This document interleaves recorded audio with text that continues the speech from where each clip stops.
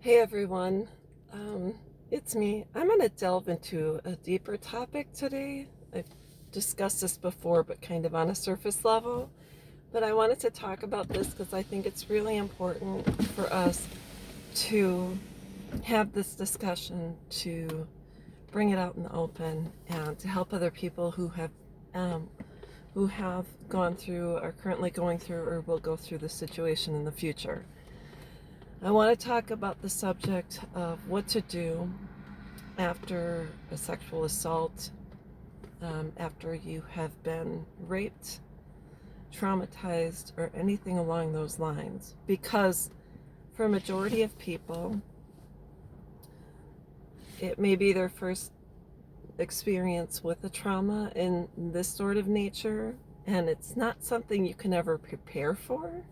It's not something that there's a playbook for, and it's not something that any amount of discussion can help you. I've seen, there was a show called Unbelievable. There's a series, I don't know if it's Netflix or Hulu, but it's about a girl who, she's living on her own. She is raped viciously by a stranger, doesn't see his face, and he takes off and she reports, so on and so forth. And so you'll have to really watch the series to get a gist of the aftermath of what happened since she did choose to report. I want to talk about if you are sexually traumatized and because of your lack of experience or knowledge or whatever the case is, if you choose not to report.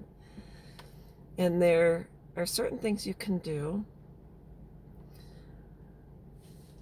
to eventually, hopefully, bring justice or closure or healing or whatever the case may be.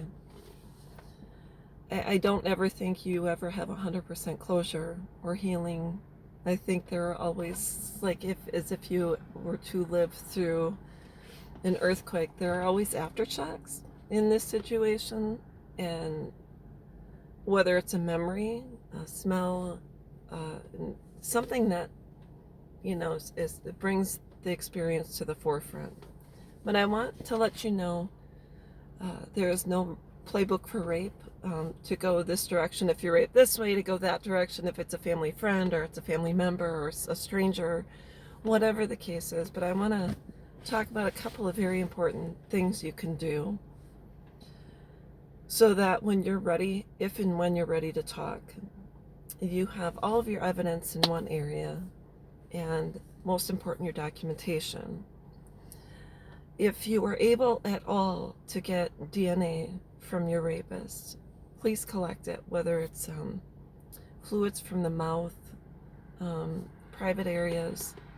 If you think that you may find a pubic hair from your rapist, or if you're able to scratch the person, get DNA, it's really important to collect and keep the DNA. I don't know how long, I'm no scientist, so I can't really tell you how long DNA lasts for on surfaces and so on and so forth. But it's really important to collect any DNA evidence through clothing, through bed sheets, through linens, through, if you're in a vehicle, try and get some sort of DNA. If you can get the person's hair, anything you can do to collect DNA.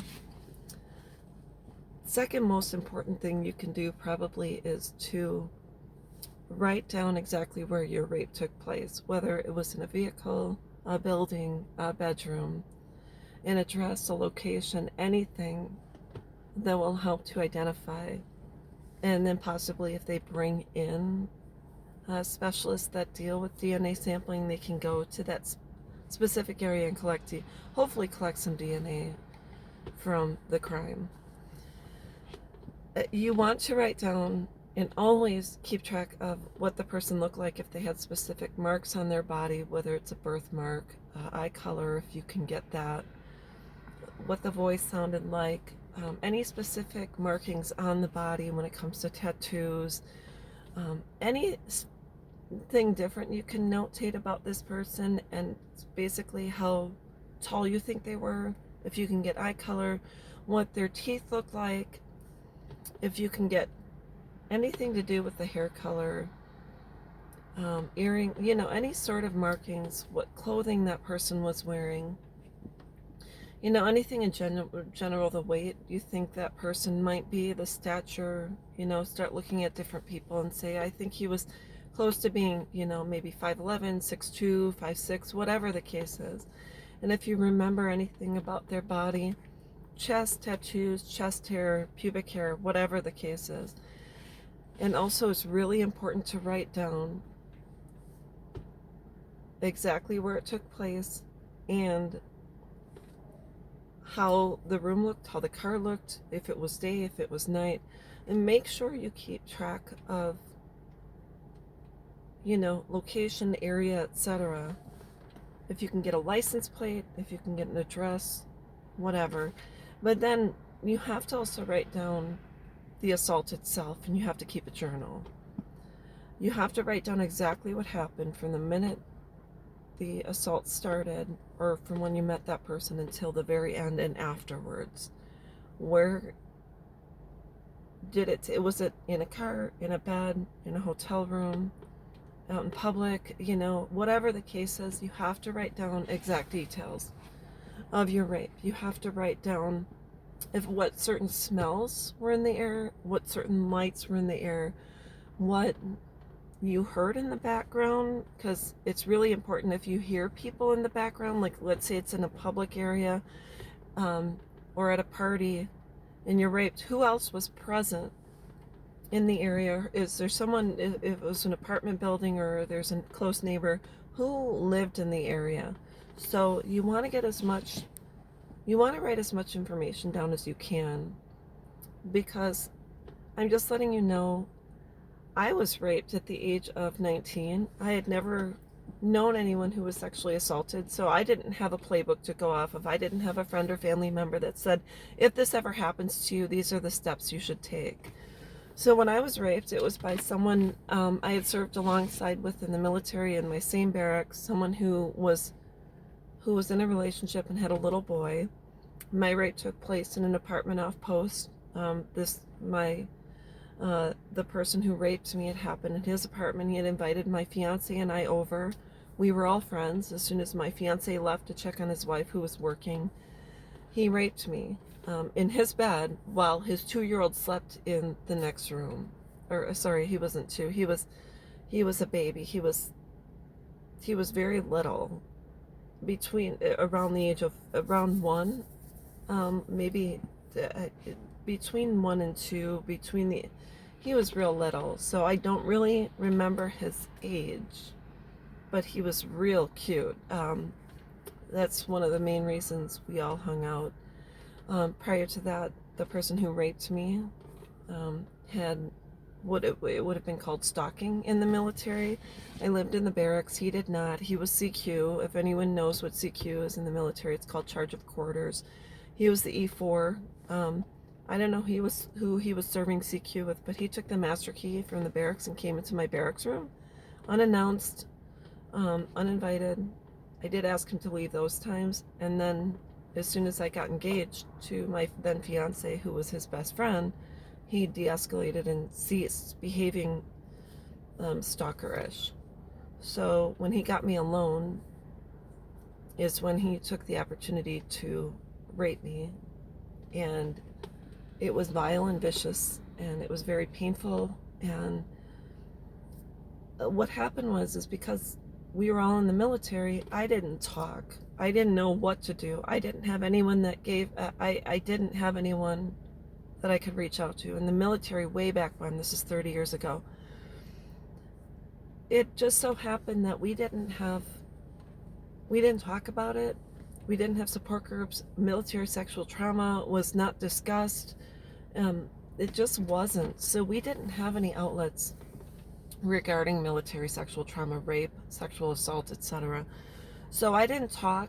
When I finally did talk after 10 years, I told someone who I had broken up with my then fiance, moved on, and reconnected with him 10 years later. And he was then married with 3 children, and I talked to his wife, and I said, do you remember so-and-so? And she said, yes. And I said, well, she said, he just served time in prison. And I said, for what? She goes, for rape. And I said, well, he raped me too. So I didn't report, and I'm not blaming myself for the subsequent rape of this other woman, but had I reported while we were in the military, he would have faced a military court, and I don't know how long he would have served for my trauma. So, anyways, he subsequently did go on to rape someone else. There's, like I said, there's nothing I can do about it, and I don't hold myself responsible for not reporting because I didn't know what to do. She did report, which led to his conviction, but he served, I don't really know how many years he served, but I didn't report and start talking about my rape until 20 years after the fact. And I went through the VA and I talked to a lot of therapists. I was inpatient. I did inpatient treatment twice because it got to a point where I didn't want to live.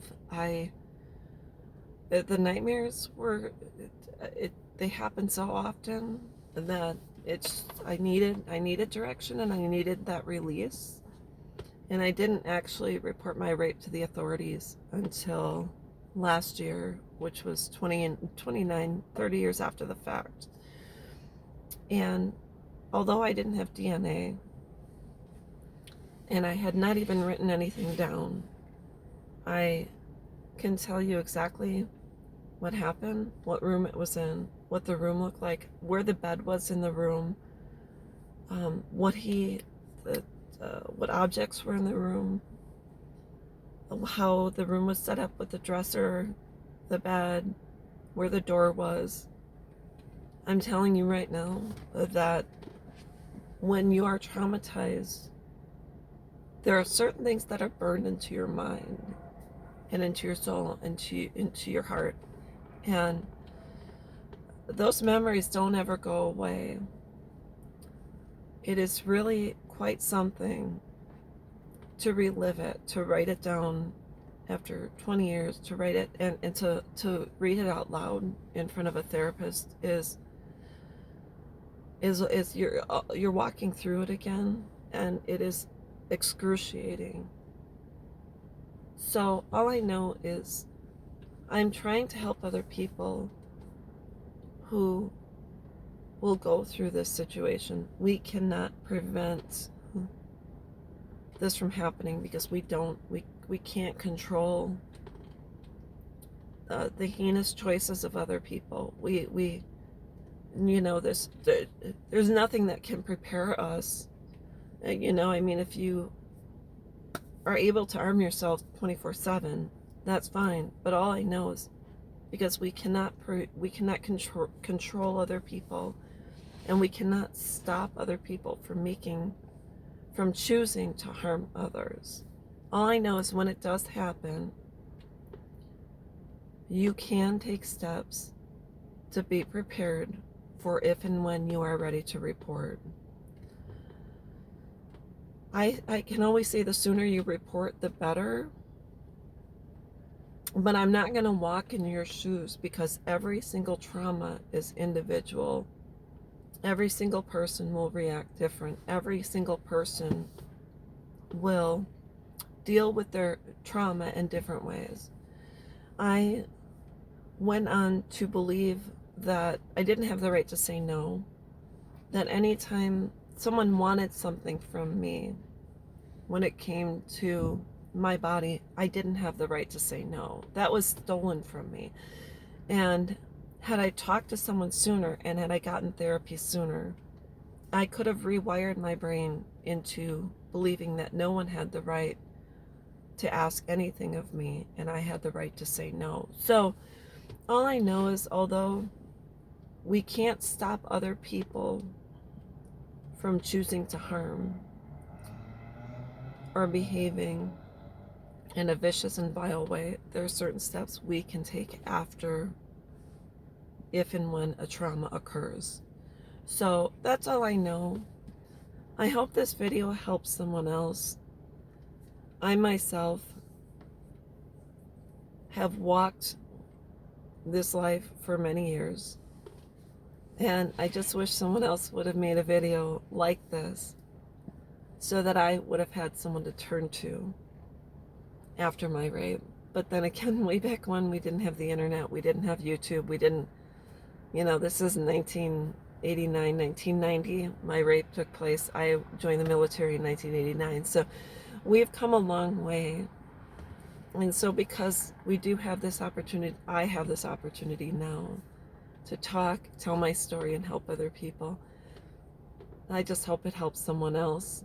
And if you know someone that has been traumatized, please show them this video. I just want to let people know that they're not alone, and that even though I didn't talk 30 years ago, I did eventually talk. And although I didn't have DNA, my memories and everything I'd been through came to the forefront. And the person that raped me not only has the subsequent rape on his record, and he has served time for that, but my rape is on his record now too. So although it's past the statute of limitations for Washington State, which is 20 years, he now has that on his record. So if and when he were to strike again, I am hoping he never, ever, ever gets out of prison ever again. So that's all I wanted to talk about. I hope my video helps someone. But if you are traumatized and you are raped, and it does happen, please write things down. Please save DNA. Please, writing down also will help release some of that pressure that builds up inside. Just please write it down. Please keep whatever you can. Write down the location. And like as if you were in a car accident. Same thing. If you're in a car accident, what do? Okay, you stop, you pull over to the side of the road. Hopefully the other driver does as well. You talk to them, you get their information, and then you're questioned by the police, and then your insurance company, tell me what happened. So that's the same thing you have to do if you are traumatized, is you have to write it down and treat it as if you've been in an accident, although it is no accident. But make sure you take those steps to write everything down and to document everything. And then if you have another memory of something else, write that down too. Keep a journal. Keep, if you can take pictures with your cell phone, if you can do a recording, do it. And most important, if you live alone, webcams are rarely, are fairly inexpensive now. So if you have an opportunity and you have internet at home, I bought this little webcam. It's like a little box webcam, but you can keep it pointed at your front door for the comings and goings. Some of them need an SD card inside of them to record the comings and goings. So a good line of defense is to have a video camera set up somewhere in your apartment, in your bedroom. You can keep a couple in your apartment, one pointed at your bedroom door, one pointed in, you can turn it off as well, but just to keep a camera on. Maybe, I don't know if they have the, we used to have these NVG night vision, so maybe you can do night vision if you feel more comfortable with that. So night vision will actually capture, if all of your lights are off, it will capture things that happen in your bedroom. So like I said, you can turn it on and off at your discretion, but that's a good line of defense. So if you're traumatized or if you're raped, at least you have that evidence and they have something to go on. So anyways, it's a good line of defense. Just wanted to bring this out. I hope this helps someone else. And if anyone has any questions, please post below. But I'm going to be doing a series called To Catch a Rapist, and what steps I took to catch my rapist and eventually get a conviction, and what I went through. So anyways, we'll talk with you soon, and I hope everyone has a good day. Bye-bye.